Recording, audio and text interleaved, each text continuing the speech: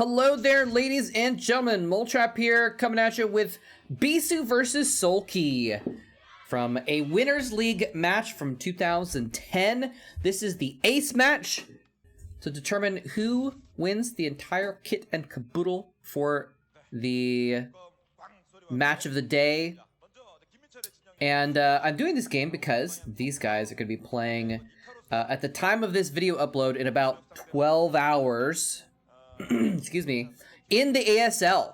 ASL Season 14 is well underway. I think I've referred to it previously. Maybe not in videos on YouTube, actually, but we're talking about it a lot in the live streams. And so these guys are in the round of 8. They're in the quarterfinals. And so it's kind of, I always love doing this, man. It's just fun to think about the time that it's been. Look at, they're like trying to back up out of the camera view and the camera's like following them. They're like, let's just take a couple steps out of view, and the camera guy's like, nope. Anyway, sorry about that. I always get distracted by the audience shots. In any case, so yeah, Bisu and Soulkey, it's just so interesting to think about where they've come from and where they've gone. And you know, at this time in 2010, Bisu is a freaking legend, right? Multiple MSL winner, just one of the best Protosses of all time. And I guess, I mean, those are both still true, even in 2022. But think of it in the time, you know, he wasn't necessarily in his top form. He wasn't winning super amount of Star Leagues. Well, I don't know if he won any Star Leagues in 2010. I don't think he did, actually.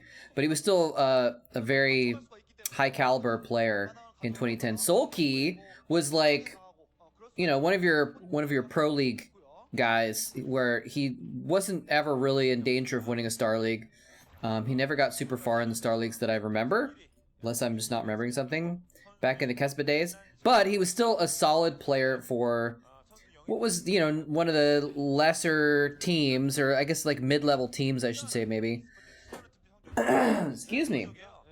So this is like a matchup where you kind of have a little bit of an underdog in Soulkey coming in against Bisu, who is this, you know, superstar. And it's interesting to think about that now they're both going to be playing in the ASL, and now they're both kind of on the same level. I think in ASL, Bisu has been playing a little bit better recently, so he still has the edge in their quarterfinal in the ASL. But, you know, Soulkey has won more ASLs than Bisu has. So it's just interesting how, like, in the modern era, Soulkey has actually performed a little bit better than Bisu. So, but this is from this game's 2010, but it's just interesting. So again, hopefully you guys can check out the ASL games as well. It's been a really cool ASL. I've been watching the Tasteosis VODs. Just go to the Africa TV YouTube channel, look for the Tasteosis VODs. And even the round of 24 has been some really good games. So in any case, and I haven't watched too much of the round of 16 yet, but those have been pretty amusing as well. So yeah, so I'm looking forward to watching this series between these two players in 2022. Should be a good series. In any case, let's get into this specific game that we're watching right now. This is the ace match. Very important match. We did see Bisu go for, it looked like the Forge first. He was a little bit worried about getting linged. And I actually didn't catch if the gateway went down before the Nexus. But he's got his full wall. Soulkey has been playing pretty conservatively. He's only made 2 Zerglings, is what it looks like, that I've seen, to chase down this probe. And so, yeah, Bisu actually, I mean, like, it's interesting because, you know, if this was like 2022 and it was mini, he would have, you know, skipped the cannon, or maybe even the Forge, because he would have, you know, seen not very many Zerglings, or maybe, I mean, obviously if you are the Zerg and you scout that, you might make some Zerglings, force them, punish them. But, you know, the cannon's just sitting there doing nothing, right? And so it's interesting that he kind of had to make it, and I feel like players cut a few more corners in the modern day, so it's just interesting to kind of see that situation. Overlord stuck around in the base long enough to see the Stargate get started, and now he's going to be moseying on out. That is the technical term for the ambulation that Overlords do. It's called moseying. And now he actually even has just one Zergling chasing that probe around. The lair is up. This probe is still running around in circles. And so what's he going to go for? Oh, he does have a spire. He's built it down at the natural, perhaps in hopes of hiding a little bit. Soulkey does have a third base at the bottom as well. It looks like he's opted for the low ground third base in front of another spawn so that he can get his SimCity there and have an easy fourth. Is the probe going to actually go down into the natural to scout this timing? I'm not sure. He's just running around the main. He's seen the lair is up. Now, he's going to have a Corsair out in a moment anyway, so it doesn't matter too much. He's going to scout everything with the Corsair. But, well, no, I guess the timing is such that the Spire won't be up in time to get any Scourge out for the Corsair. So, there's going to be a little bit of a window where Soulkey's going to have to be a little bit annoyed by Corsair chasing things down. There's the two superstars of this team, by the way. Free and Zero. Well, maybe not superstars, but two stars, I guess. The two, probably the two best players on the stars team, actually. And so it's interesting that Soulkey's in here as the ace, but this is Winners League. I didn't actually check what the results were of the previous games, but you can't just put in whoever you want in the ace match for the Winners League. It has to be someone that hasn't played yet, and so probably Free and Zero have already gone and played their games. In any case, yeah, here's that Corsair. The Spire just pops right as first Corsair is getting into the natural expansion. He's probably got some Scourge building there. We see a couple Larvae chilling, so probably not going to be mutas. Yeah, there's some Scourge popping out, and he just gets that Overlord and Scramdoodles. That's the form of the technical term for the ambulation of a Corsair leaving a base. It's Scramdoodling. We're just getting a little bit technical here today, just to, you know, make sure that any new watchers, any new viewers who are watching 12-year-old StarCraft casted by a caster who's been professionally retired for 10 years, that's where the new players go, the new watchers go to check out StarCraft for the first time. Anyway, so yeah, things are just chilling there. A little bit of a push in by Bisu. It looked a little scary. I'm actually surprised he didn't go in there with the three Zealots and the Dragoon. Of course, the Zerglings popping out produce a huge threat that if he did engage, you know, it was a kind of a moment where he didn't have those Zerglings. He didn't have the Sunken up yet. He could have theoretically done some damage, but Bisu instead just says, okay, you know what? I've forced you to build 10 groups of Zerglings. I forced you to build Sunken Colony. That's, you know, 6 or 7 less drones. So I'm just going to get out of here and take my damage, my indirect damage, and go home. But he is going to now push down here. He's built up several more Zealots. He does have the speed upgrade as well. Well, he's just going to poke in there also and see what's going on. And says, you know what? I'm not going to engage on that. And it's wise. He doesn't really have a ton of... This is interesting. Okay, well, okay. So he's actually building an Archon right now. The first two Templar, we'll hold that thought. He's actually going to push in here with these Zealots after all. Now that SimCity has been further completed, drones are going to have to be pulled because I don't know exactly where those Lings are that we saw earlier. But even if there were there wouldn't be quite enough for this many Zealots. He's killed some of them, obviously, pushing into here. He's going to push in onto these Sunken Colonies. Muta's popping out, and that's what the Archon was for that I was referring to earlier, is in case of these Mutalists, but it's back at home to protect the probes. It's not going to be able to be here to protect these drones. I'm sorry, to protect these Zealots. And, so the Zealots are going to get mopped up eventually by the Mutalists. He's gotten several drones because the drones had to kind of pull and blockade the Sunken Colonies and blockade the ramp. And so he lost several drones along the way. So a pretty big hit. He loses Zealots. He kills drones. It's a pretty good trade at this state in the game for a Protoss player.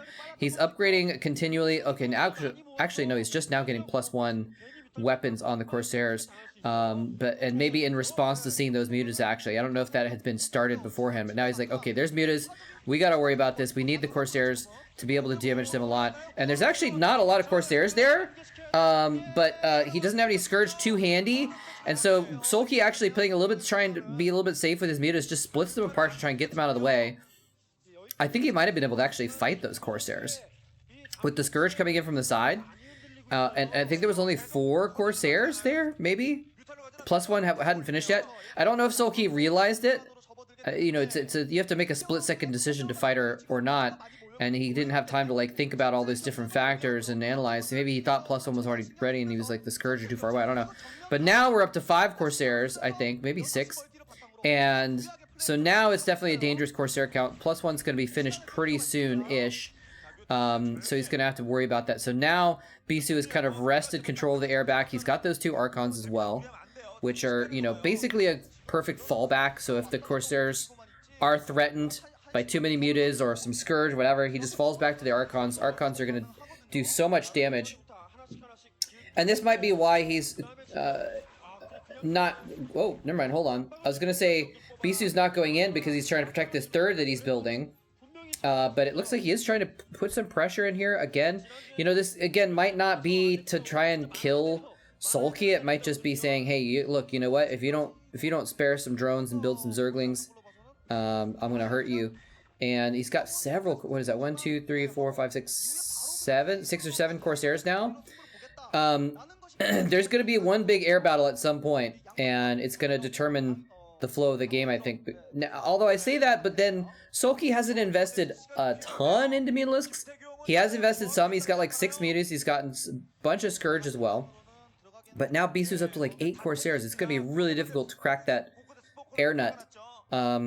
It's not impossible, though. It's not impossible. It's going to take some really good micro, though. I've seen it work before with... Oh, hold that thought. Is he going to actually push in here with these Zealots? He might even just barrel down the hatchery in the front and just ignore the SimCity there with that many Zealots. Excuse me, I don't know. I have a bit of a scratchy throat today. Don't worry, I'm not feeling sick or anything. But Hive Tech is going to be coming soon. What was I trying to say a moment ago? Don't remember. Anyway, Bisu's got his 3rd base up and running. And, ooh, he's going to drop some DTs in here? Oh, he's dropping the Archons in.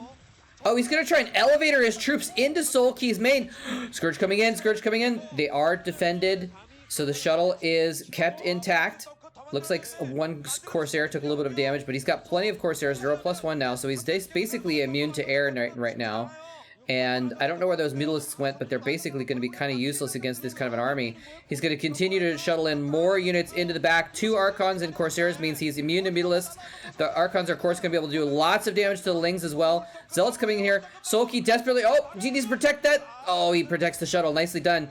Soulkey desperately trying to put Sunkens down in his main, but he's kind of like building them as he's under attack. This is a desperation move. They are, however, popping up quickly enough. I think it looks like he started building these when he spotted the shuttle. So he's gotten several up, and several more are coming online as well. I like the addition of the Spore Colony to just kind of push away those Corsairs as well. But look at this, Bisu camping his units in between the bases now. It looks like this might be defended in the main. Just because he's got so many Sunkens up, but that is basically every drone.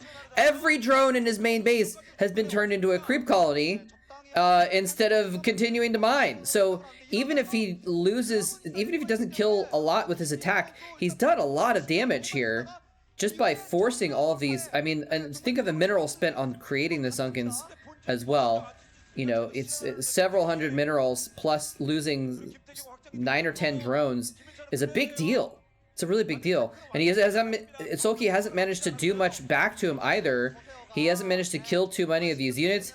The shuttle is, well, never mind. I was just going to say the shuttle has been kept alive, but now it finally is away from the Corsairs and it does go down. Bisu's trying to set up a 4th base in this top left expansion. This map, I forgot the name of this map, but it has these cute little corner expansions with very, very narrow ramps with in front of them a very narrow choke with in front of them a very, very narrow bridge. It's just a really easy location to hold if you've got some defenses on top of that ramp. And it's just a great choke point that it's going to be easy for especially a Protoss player to be able to hold. You know, you put some cannons down, you put a couple beefy units in front, and Bob's your uncle.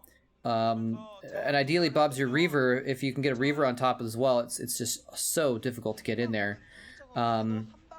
Of course, Zergs can put lurkers in that position as well and also be very well defended. So, and I guess Terrans can too. So it's just defensible. It's just defensible. It doesn't have anything to do with what race you're playing. It's just defensible location. Okay, those Scourge, little overzealous there. Did he just sneak some drones past those Archons to get in there to those minerals? I'm not sure. Anyway, the Corsairs are no longer in that spot. He's just chilling there. He's just like, okay, well, these are... Oh, here he comes in with several Scourge from different directions. That's the way to do it. He does take out, got a couple Corsairs, but If that had been executed slightly better, you could have taken out half the Corsairs instead of a quarter or an eighth of them. So the Corsair army, or Air Force, I guess, stays hardy enough that he's still basically immune to air attacks. The Amulet Switch will basically not do anything, especially with the Archons around, and now Templars in the mix. High Templar coming out. He's got some Storms in the bank, ready to go in case of a mass of Hydralisks or something to combat this. He actually might want to put some down on those Sun Colonies to kill the Zerglings and the drones next to it as well. He's pushing in hard here, ladies and gentlemen. This is crucial for Soulkey to hold this. If he loses this, with some ground lost in his main and the potential to lose his fourth in the high ground as well, Soulkey might just lose the game. And the SK Telecom team is clapping on the bench right now. There's a lurker out finally. I don't know if Bisu actually has any observers, but he's got so many Templar, it doesn't matter. Yeah, he just actually storms that lurker. Gets a storm down on 3 lurkers on the bottom as well. Zerglings desperately hatching out, but the SK Telecom fans are cheering in the audience, ladies and gentlemen, because it looks like Bisu is about to break through here, and if he does, this is going to be almost impossible for Soulkey to take back. He does have the Defiler there. Does it have the ability to put down some Dark Swarm? He might not have consumed research yet. He's pushing back a little bit with a few Zerglings, but this is just a scrappy army coming out here. He's got 3 Defilers, but without energy, they're worthless. They're so expensive units, but they can't do anything on their own. He does put down a single swarm with nothing underneath to protect. The Defilers are actually just squirming around underneath there by themselves. And, you know, if those swarms had been up a little bit sooner and he'd be able to put them on top of the Sunkens with the Zerglings to defend the Sunkens underneath, he could have theoretically held this off, but it looks like Bisu is going to take this game. Yeah, there's a GG face for Soulkey. And he almost looked like he was glancing down at his keyboard to look where the G key was for that moment. But it's just going to be... And look, you can see on the minimap, Bisu still has these units in his main, just occasionally killing crap that gets spawned off the hive. He's not even trying to attack them. They're just on a hold position, I guess.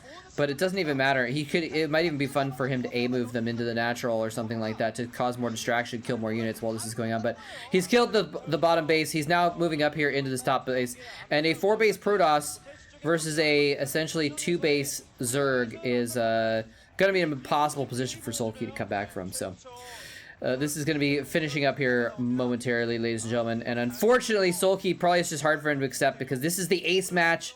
His team has been banking on him delivering them a win here in this final game. But Bisu, the legend, has been able to pull off the win. And it's, you know what? Like I said before, I feel like Soulkey has a little bit of a better chance. I won't say an edge, but he has a better chance in the ASL. You know, he's... Oh, there's the scout! The scout! The BM scout! Oh my gosh! And whoever that was on the left was cheering like a maniac. I don't know who that player was, but he... he was like really, really excited about that scout. He was like so excited. And he saw us on camera. He's like, oh crap, I don't want to be 2 BM cheering this hard. But yeah, this is over. Now the forces come from a sandwich. Those forces that were in the main come down in the natural, while the rest of Bisu's army collapses from the outside. It's going to force Soulkey's hand. He's going to be forced to GG, and Bisu's going to take the win. And well played. Even getting big high five to Bunky. Double thumbs up from Bunky. A little finger shake from Bisu. You don't mess with a dragon. You don't mess with the revolutionists. And yeah, so looking forward to this guy's playing in the ASL. It should be a fun... I think it's a best of 3 for the quarterfinals. Could be wrong. Might be a best of 5? I think it's best of 3. So it'll be fun to see at least 2 games out of these players in the modern era. And, you know, we'll see how things are played differently. It's almost certainly going to be a different game. It'll be fun to pay attention to the openings and see how different they are in comparison to kind of these old style games in the PvZ. Anyways, hope you all enjoyed it. Thanks very much for watching. GG. Again, keep an eye out for Africa TV probably in a few days since the games are being played live tonight. It'll be a few days before Tasteless can get their VODs on ASL, or of course you can watch Scan and Naokin. They do a live cast of it, I believe, as well. Alright, take care everybody. Thanks for watching. GG.